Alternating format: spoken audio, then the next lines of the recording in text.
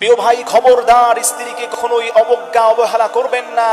অনেকেই আছে বলে আমার স্ত্রীটার চেহারা সুন্দর নয়, তাকে আমি বিয়ে করে ফেলেছি, এটা আমার মিস্টেক হয়েছে। নাউজুবিল্লাহ, আল্লাহর গজব পড়বে আপনার উপর।